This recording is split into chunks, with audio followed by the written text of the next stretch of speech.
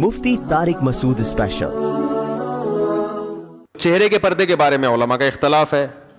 इमाम अबू हनीफा रहमहुल्लाह की राय ये कि चेहरे का पर्दा फ़र्ज़ नहीं है। इमाम शाफ़ी और इमाम अहमद इब्न हंबल की राय ये कि चेहरे का पर्दा भी फ़र्ज़ है। बिल्कुल ऐसे ही वो कहते हैं इसमें भी सिरे से कोई ऑप्शन औरत के पास है ही नहीं। वो चेहरा लाजमी हर कीमत पे उसने छुपाना है, इसमें गुंजाइश का पहलू नहीं है। जैसे सर के बाल छुपाने ऐसे चेहरा भी छुपाना। देखें, औरत का जो पर्दा है ना, एक है बेसिक पर्दा, बुनियादी, जो हर औरत ने करना ही करना है।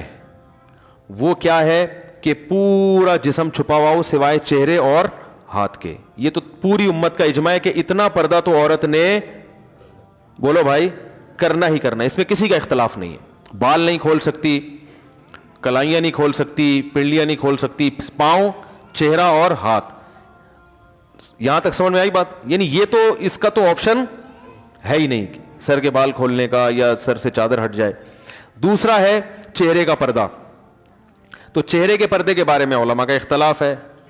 इमाम अबू हनीफा रहमहुल्लाह की राय ये कि चेहरे का पर्दा फ़र्ज़ नहीं है। इमाम शाफ़ी और इमाम अहमद इब्न हंबल की राय ये कि चेहरे का पर्दा भी फ़र्ज़ है। बिल्कुल ऐसे ही वो कहते हैं इसमें भी सिरे से कोई ऑप्शन औरत के पास है ही नहीं। वो चेहरा लाजमी हर कीमत पे उसने छुपाना है, इसमें गुंजाइश का पहलू नहीं है। जैसे सर के बाल छुपाने ऐसे चेहरा भी छुपाना। इमाम हनीफा की जो असल राय है वो यही है कि चेहरे का पर्दा फ़र्ज़ नहीं है असल के एतबार से। तो चेहरे का पर्दा जो फ़र्ज़ है वो जहाँ फितने का खौफ होगा तो वहाँ फ़र्ज़ होगा, जहाँ फितने का खौफ नहीं है वहाँ फ़र्ज़ नहीं है। फितने का खौफ हो फिर भी फ़र्ज़ नहीं है, ऐसी किसी फ़क़ीह की राय नहीं है। क्योंकि कुरान मजीद की जो आयत है ना, युदनीना अलैहिन्ना मिन जलाबीबिहिन्ना, जब घर से बाहर निकलो तो अपने ऊपर चादरें डाल लिया करो, तो ज़ाहिर उसमें चेहरा भी आएगा। तो वो फितने के खौफ ही के मौके पर अल्लाह ने फरमाया। तो जहाँ भी फितने की नौयत चाहे किसी भी नौयत की हो, तो इस पर उलमा कहते हैं कि जवान औरत के चेहरे में फितने का खौफ बहरहाल मौजूद है। सारे तो मसाइल चेहरे ही से पैदा होते हैं ना, तो इसलिए फितने की वजह से चेहरे के छुपाने का हुक्म दिया जाएगा। और फतवा इसी पर है कि अगर कोई जवान औरत चेहरा नहीं छुपाती तो वो गुनहगार होगी। इमाम हनीफा का जो कौल है ना, चेहरा फ़र्ज़ नहीं है, वो उस सूरत में कि जब फितने का खौफ ना हो। यानी ये इसमें एक नरम पहलू निकलता है कि बाज़ दफ़ा ज़रूरत होती है चेहरा खोलने की, बाज़ दफ़ा खौफ ही नहीं होता बिल्कुल भी। तो अब मुताखिरीन हनफिया का फतवा इसी पर है और इसी पर तकरीबन सारे उलमा जो फ़िक़्ह हनफी को फॉलो करने वाले हैं सब मुत्तफ़िक़ हो चुके हैं। और आज से नहीं, आज से 700-800 साल पहले ये फतवा दिया जा चुका है कि अब औरत को चेहरा खोलने की इजाज़त नहीं है। क्योंकि नबी सल्लल्लाहु अलैहि वसल्लम के दौर में बांदियाँ होती थीं, बीवियाँ बहुत कथरत से, तो हलाल इतना ज़्यादा मिलता था कि हराम की तरफ लोगों के कदम नहीं जाते थे और वो मौक़े भी नहीं थे बुराई के। अब हलाल में पाबंदियाँ लग गई हैं और हराम, तो अब लोगों की नज़र इतनी साफ़ नहीं है। अब कोई जवान औरत जाएगी तो बहुत ज़्यादा इम्कान है कि लोग बुरी नीयत से उसको देखेंगे। तो इसलिए औरत पर चेहरा छुपाना इस ज़माने में फ़र्ज़ है। बात आई समझ में? तो ये तो हो गया। लेकिन इसमें चूंकि इख्तलाफ है और एक पहलू निकलता है, तो जहाँ शदीद मजबूरी होगी तो वहाँ गुंजाइश दी जाएगी। मजबूरी का मतलब कोई एक्टर है, अदाकारा है, फिल्म एक्ट्रेस है, वो तौबा कर रही है, तो अब उस बेचारी ने जहाँ ऐसी बेहयाई में ज़िंदगी गुजारी, अब उसको थोड़ा नरमी की तरफ कि भाई चलो तुम वो पर्दा कर लो जो सबका जिस पर इत्तेफाक है। Something is better than nothing. अब आप उसको मुकम्मल कहेंगे जी वो सर के बाल से लेके पाँव के नाखून तक, तो इसके लिए मुश्किल होगा। बात आ रही है समझ में? तो एक उलमा सोलहा के घराने का मामला कुछ और है, एक बिल्कुल लिबरल औरत जो बेचारी तौबा कर रही है, तो उसको तो गुंजाइश का पहलू दिया जाएगा ना। भाई पहले तो बिल्कुल ही डांस करती थी, नाचती थी, गाती थी, एक्सपोज करती थी, चलो अब इतना हो कि चेहरा खोल लो, बाकी जिस्म ढांप लो। तो ऐसे मौके पर उसको गुंजाइश दी जाएगी, गुंजाइश के फतवे से फ़ायदा उठा के, समझ लें। या किसी औरत के लिए और मुश्किलात पेश आ रही हैं माशरे में, बहुत जीना हराम कर दिया, बाज़ दफ़ा रिश्तेदार तलाक तक दे देता है शौहर पर्दा करने पर। तो जहाँ औरत को ये ख़तरा हो कि मियाँ तलाक ही दे देगा, तो अजीमत तो ये कि ले ले तलाक, लेकिन वो ख़तरा है कि भाई तलाक के बाद मैं कहाँ जाऊँगी, किसी बुराई में ना पड़ जाऊँ। तो फिर ऐसी सूरत में भी उस औरत को गुंजाइश दी जाती है, भाई मजबूरी है, तुम्हारा शौहर नालायक है, ज़बरदस्ती कर रहा है, तो चेहरा देवर के सामने ऐसी मजबूरी में खोलने की गुंजाइश होगी। इंशाअल्लाह गुनाह बीवी को नहीं होगा, शौहर को फिर भी गुनाह होगा कि मजबूर क्यों कर रहा है उसको। तो ये है। तीसरा पर्दा है, वो है तकवा। तकवे का तकाजा ये है कि औरत सर के बाल से लेके पाँव के नाखून तक अपने आप को, अच्छा ये जो बूढ़ी औरतें ये चेहरे के पर्दे से मुस्तस्ना है, इन पर लाजिम नहीं, क्योंकि इसमें फितना नहीं होता। तो तकवे का तकाजा ये है कि सर के बाल से लेके पाँव के नाखून तक अपने आप को ढांप ले, जैसे अरब औरतें करती हैं। देखा होगा दीनदार अरब औरतें ہاتھوں میں دستانے ہوتے ہیں. بعض حضرات یہ بھی کہتے ہیں اتنا پردہ اسلام میں نہیں ہے, پورا جن بنا دیا اس کو, ایسا یہ غلط ہے. اسلام نے پردے کو اپریشیٹ کیا ہے. جتنا زیادہ اپنی مرضی سے عورت پردہ کرے گی اتنا زیادہ پسندیدہ ہے. صحابیات میں مخدرات بھی ہوا کرتی تھیں. مخدرات کہتے ہیں وہ عورتیں جن کے جسم کے کپڑے پر بھی کسی کی نظر نہیں پڑتی تھی, اتنا اپنے آپ کو مردوں سے چھپاتی تھی. تو اسلام نے عورت جتنا زیادہ پردہ کرے گی اس کو اپریشیٹ کیا ہے. ہاں بشرطے کہ اس سے ضروری کاموں میں حرج نہ ہو رہا ہو. اب جوائنٹ فیملی میں بہو صاحبہ نے مخدرات میں شامل کر کے دروازہ بند کر کے کنڈی لگا دی کہ دیور کی میرے کپڑوں پہ بھی نظر نہیں پڑنی چاہیے, تو یہ تقوی کی یہ مقام تو حاصل ہو گیا, لیکن روٹیاں کون پکائے گا بھائی, گھر کا کام کون کرے گا ہے, یا جو بھی گھر کے کام کاج ہیں جو سب نے مل بانٹ کے کرنے ہیں, وہ تو ایسے موقع پر اس کو کہا جائے گا بھائی چہرے کا پردہ کریں آپ. باقی جتنا پردہ کام کاج کے دوران اگر کچھ تھوڑی بہت کلائیاں کھل جاتی ہیں یا ہاتھ کھل جاتے ہیں وہ معاف ہیں.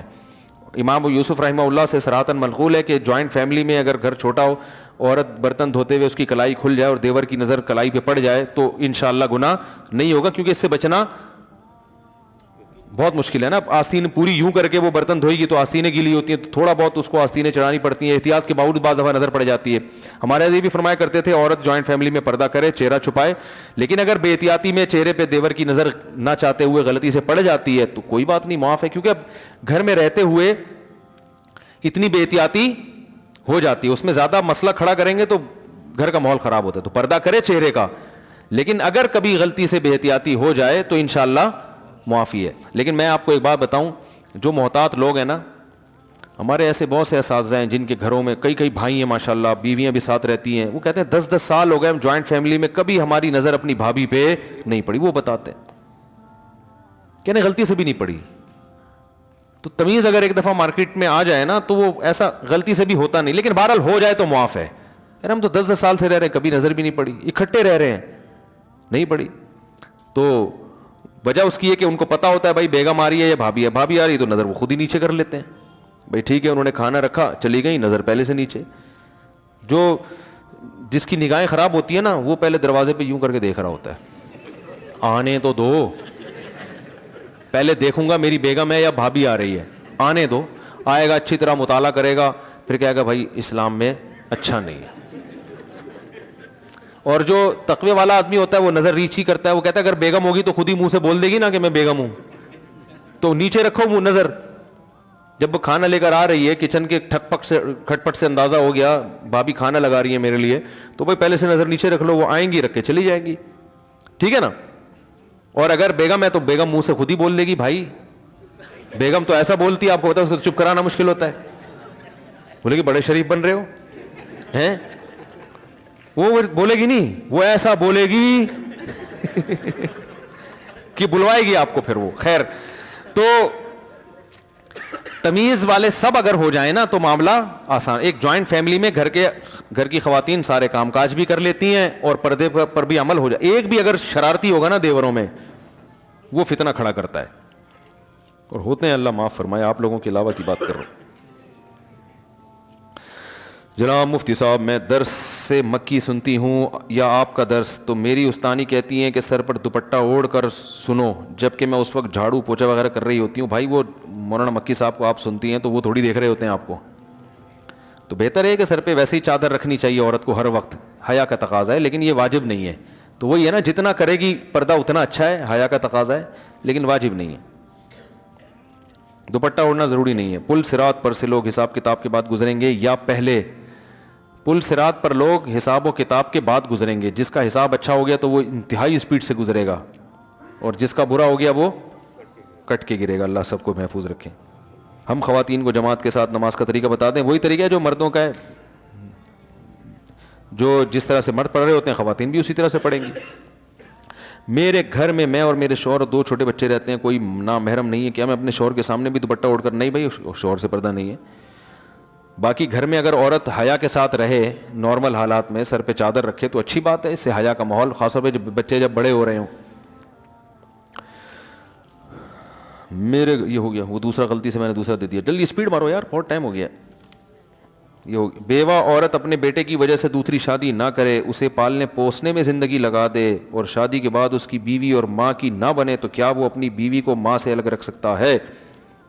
بیوہ عورت نے جو اپنے بیٹے کی وجہ سے شادی نہیں کی یہ غلط کیا. اس بارے میں ایک حدیث پیش کی جاتی ہے ابو داؤد کی کہ جو عورت اپنے بچوں کی وجہ سے شادی نہیں کرے گی قیامت کے دن میرے ساتھ ہوگی. یہ حدیث صحیح نہیں ہے اور دوسری نصوص کے خلاف بھی ہے.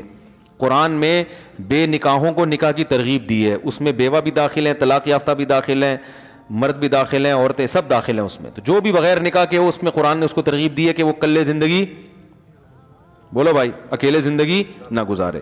تو اور احادیث میں بھی. باقی اگر عورت کو یہ خطرہ ہے کہ میں نے اپنے بیٹے کی موجودگی میں کسی سے نکاح کیا تو میرے بیٹے پر ظلم ہو سکتا ہے, سوتیلا باپ, اس وجہ سے نہ کرے تو ایک کسی عارضے کی وجہ سے کوئی نہ کرے تو وہ ایک الگ بات ہے. لیکن بہرحال عورت کو ترغیب یہی ہے. اب یہی ہوا ہے نا, انہوں نے خود شادی نہیں کی, ان کو شوہر نہیں ملا, مزید اولاد بھی نہیں ملی. مزید اولاد ہوتی, ان کا شوہر ہوتا تو آج شوہر پال رہا ہوتا, اولاد ہوتی, یہ والا نالائق ہوتا تو دوسری, ایک بہو نالائق ہوتی دوسری لائق ہوتی. اتنے بچے پیدا کرو ہول سیل کے حساب سے کہ اسپیئر میں 2-4 بگڑنے کے لیے بھی رکھو. حقیقت بتا رہا ہوں, 1-2 ہی ہو, بگڑ گئے تو زندگی برباد ہو گئی نا. میرے پاس آتی ہیں بعض بوڑھی عورتیں, ایک ہی بیٹا ہے, بہو نے اس کو یرغمال بنایا ہوا ہے, وہ زندگی بیچاروں کی عذاب گزر رہی ہوتی ہے. میں ان کو یہ کہتا تو نہیں کہ یہ کہ آپ نسل روکنے کا عذاب ہے, کیونکہ اور بیچاری پریشان ہو جائیں گی. بعض دفعہ قدرت کی طرف سے بھی اولاد نہیں ملتی, لیکن آج کل تو خود سے روکی جا رہی ہے. اس کا پھر خمیازہ بھگتنا پڑتا ہے بڑھاپے میں, سمجھ رہے ہیں. تو ماں کی نہ بنے تو کیا, بیوی کو ماں سے الگ, ہاں ماں سے الگ رکھ سکتا ہے, لیکن ماں کے ساتھ جا کے پھر ٹائم زیادہ گزارا کرے تاکہ اس کو تنہائی محسوس نہ ہو. مفتی صاحب, شریعت کے مطابق حق مہر کتنا ہونا چاہیے؟ جو میاں بیوی میں آپس میں طے ہو جائے, اس میں شریعت نے کوئی پابندی نہیں لگائی ہے. مفتی صاحب آپ جمعے کا خطبہ بہت اچھا دیتے ہیں, آپ سے گزارش ہے کہ خطبہ ریکارڈ کروا دیں. جی انشاءاللہ بھائی, نوٹ کر لو, جمعے کا خطبہ ریکارڈ کرنا ہے. مفتی صاحب آپ نے جو گزشتہ جمعہ میں جو شرک پر بیان کیا, اس بیان سے کئی لوگوں نے غیر اللہ کو پکارنا اور ان سے مانگنا چھوڑ دیا. یہ رپورٹ پیش کی, انہوں نے مسئلہ نہیں پوچھا ہے. مفتی صاحب وہ 70,000 کون لوگ ہیں جو بنا حساب کے جنت میں جائیں گے؟ حدیث میں آتا ہے جو تعویذ گنڈے نہیں کرتے تھے, رقیہ نہیں کرتے تھے اور اللہ پہ توکل کرتے تھے, ایسے 70,000 لوگ جنت میں جائیں گے. تو توہمات کی دنیا, تعویذ جائز ہے مگر عزیمت کے خلاف ہے. گنجائش ہونا الگ چیز ہوتی ہے. اعلیٰ درجے کا توکل یہ ہے کہ اپنے آپ کو, علامہ نووی رحمہ اللہ نے اس حدیث کی شرح میں لکھا ہے کہ جو جائز تعویذ ہے اس سے بھی بچائے انسان اپنے آپ. دعاؤں پہ فوکس کرے, دعا, جب کوئی کام بگڑ جائے تو اللہ سے دعا مانگے, بس یہ زیادہ بہتر ہے. عشاء کی, مفتی صاحب کیا خواتین آپ کو ویڈیو میں دیکھ سکتی ہیں اور کیا میں خواتین کو ویڈیو میں دیکھ سکتا ہوں؟ مجھے خواتین ویڈیو میں دیکھ سکتی ہیں نہیں دیکھ سکتی, میں کوئی الگ سے کوئی میرے لیے شرعی حکام نہیں ہے. یہ سوال یہ ہونا چاہیے کہ کسی مرد عالم کو خواتین ویڈیو میں دیکھ سکتی ہیں کہ نہیں دیکھ سکتی. احتیاط کا تقاضا تو یہی ہے کہ نہ دیکھیں, ویڈیو منیمائز کر کے. ان کو دیکھ کے کیا کرنا ہے بھائی, منیمائز کر کے صرف آڈیو سنیں. اور اگر کسی کو فتنے کا دور دور تک کوئی اندیشہ نہیں ہے, کوئی غلط خیال نہیں آ رہے تو دیکھنا بھی جائز ہے. تو احتیاط کا پہلو یہ. اور اگر خدا نخواستہ کوئی فتنہ آ رہا ہے, کسی سے بھی آ سکتا ہے, وہ مجھ سے ضروری نہیں ہے, کوئی بھی عالم ہو فتنہ آ سکتا ہے, کوئی بھی کسی پہ لٹو ہو سکتا ہے. تو اگر ایسا لٹو مٹو ہونے کا چانس ہو رہا ہے تو بالکل حرام ہے دیکھنا. اپنے آپ کو فتنوں میں ڈالنا جائز نہیں ہے, پھر دین کے نام پہ شیطان جو ہے نا ورغلائے گا. اور آپ بھی خواتین کو بلا وجہ نہ دیکھیں. اگر کوئی ضرورت ہے کسی خاتون کو دیکھنے کی, جیسے فیمیل ٹیچر اس یونیورسٹی میں پڑھا رہی ہوتی ہے, مسلسل منہ نیچے کر کے پڑھنا ممکن ہوتا ہے, اور حکومت کو تو گناہ ملے گا کہ فیمیل میل کو کیوں پڑھا رہی ہے, لیکن اب سسٹم ایسا بنا ہوا ہے تو ایسی مجبوری میں دیکھ سکتے ہیں. اس میں بھی شرط یہ ہے کہ دل میں خیالات برے نہ آئیں, ٹھیک ہے نا. اپنی بہن سمجھ کے, امی سمجھ کے دیکھیں آپ ان کو, اور اس میں بھی حتی الامکان احتیاط کریں, کیونکہ ایسی موقع پہ ضرورت ہوتی ہے. انٹرویو دینے کہیں گئے ہیں تو فیمیل کوئی خاتون انٹرویو لے رہی ہوتی ہیں جاب, اب آپ منہ نیچے کر کے انٹرویو دیں گے, وہ نہیں, اچھا نہیں سمجھا جاتا اس کو. تو آپ بقدر ضرورت اس کی طرف دیکھ کے آپ انٹرویو دے سکتے ہیں اس کو. یہ کسی سے بات کرنی پڑ جائے, کبھی مجبوری میں دیکھنا پڑ جائے, تو بلا وجہ پھر ڈرامے فلمیں دیکھنا شروع کر دیں, یہ کہاں سے جائز ہے. تو کوئی ضرورت ہو تو ٹھیک ہے, ضرورت نہیں ہے تو ٹھیک نہیں ہے. اور اگر ضرورت ہو لیکن فساد کا خطرہ ہو, برے خیالات کا خطرہ ہو, تو یہ بالکل جائز نہیں ہے. اور خطرہ ہر آدمی کے لیے, کنواروں کو خطرے زیادہ ہوتے ہیں, میرڈ آدمی کے لیے خطرہ کم ہو جاتا ہے. تو یہ بھی فرق ہے اس میں. تو میں ہم چھڑے چھاٹوں کو تو قطعاً اجازت نہیں دیتے کہ وہ یوٹیوب پہ یا ادھر ادھر کسی اچھی نیت سے بھی انٹی کو دیکھنے کی کوشش کریں. آپ اچھی نیت نہیں, آپ کا دماغ جو ہے نا کسی اور طرف جائے گا. عشاء کی نماز کے بعد 2 رکعت نفل یا سنت حضور صلی اللہ علیہ وسلم سے بیٹھ کر پڑھنا ثابت ہے یا نہیں؟ بہت سارے لوگ کرتے ہیں، بیٹھ کے پڑھنا ثابت ہے مگر آدھا ثواب ہے اس میں. کوئی بھی نوافل بیٹھ کے پڑھے جا سکتے ہیں، نبی صلی اللہ علیہ وسلم سے ثابت ہے مگر آدھا ثواب ہے. کیا حکیم صاحب کے لیے جائز ہے کہ وہ ہر آنے والی عورت کی نبض ہاتھ پکڑ کر دیکھیں اور درمیان میں کوئی حائل نہ ہو؟ نہیں، جائز نہیں ہے. ان کو چاہیے کہ ہاتھوں میں گلوز پہنے، باریک گلوز بھی آتے ہیں نا، اس سے نبض کی بھی حرکت کا اندازہ ہو جاتا ہے.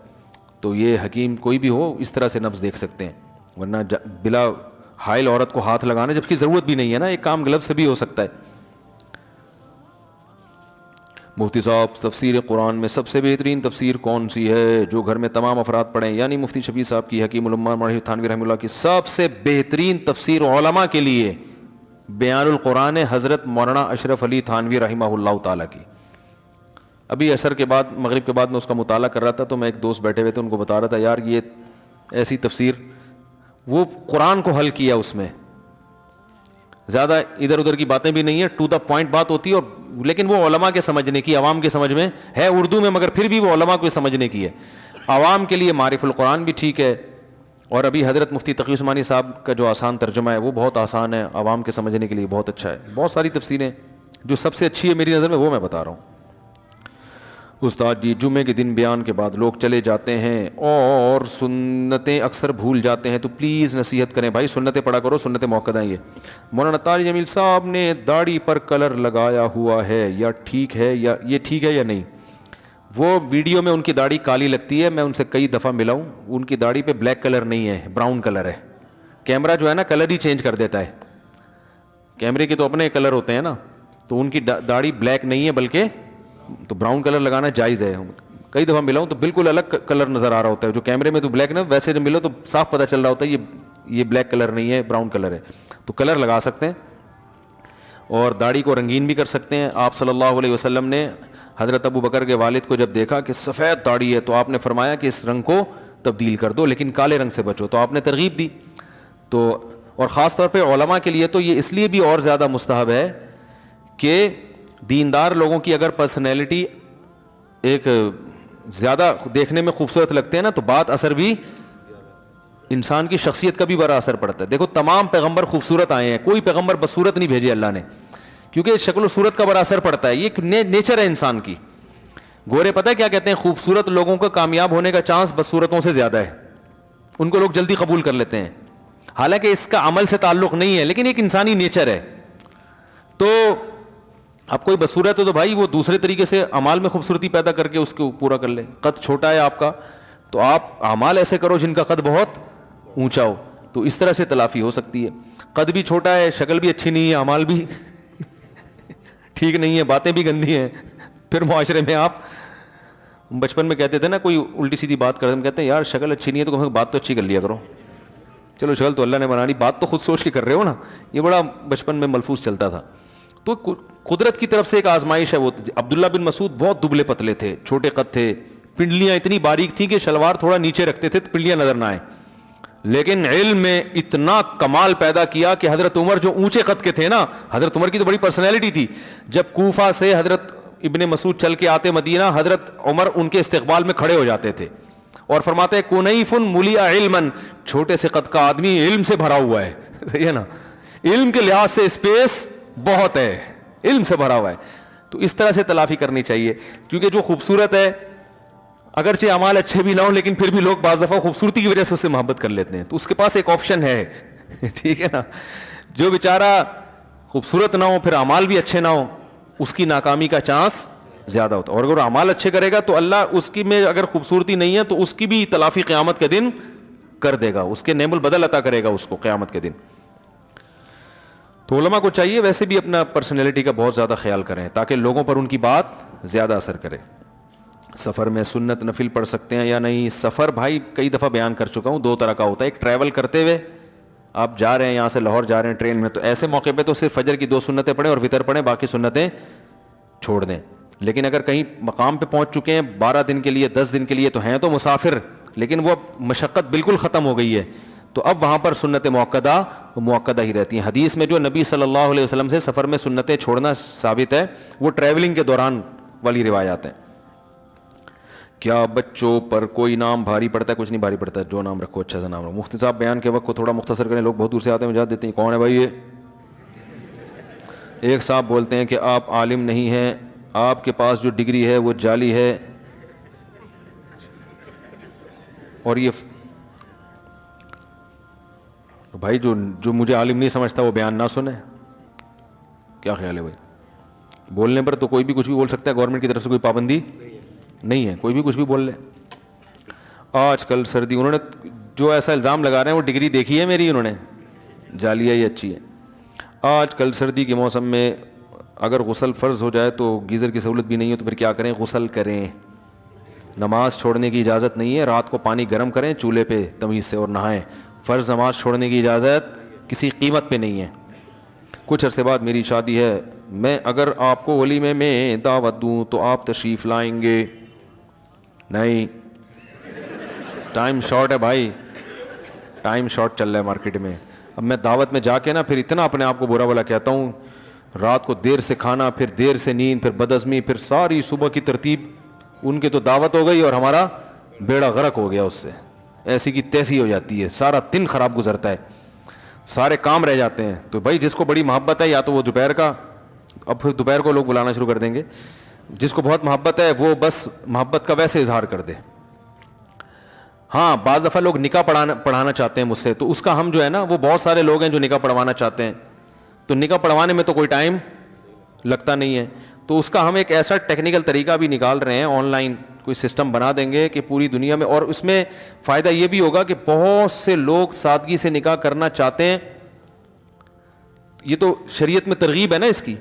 تو جب سارے کام آن لائن ہو رہے ہیں تو نکاح بھی کیسا ہونا چاہیے؟ ارے تم ادھر ہی بیٹھو، تم ادھر ہی بیٹھو، ادھر سے ہی ہو جائے گا. آج ہمارا مغرب کے بعد مشورہ ہوا، ایک ہمارے دوست ہیں بڑے زبردست مشورے لے کے آتے ہیں مارکیٹ میں.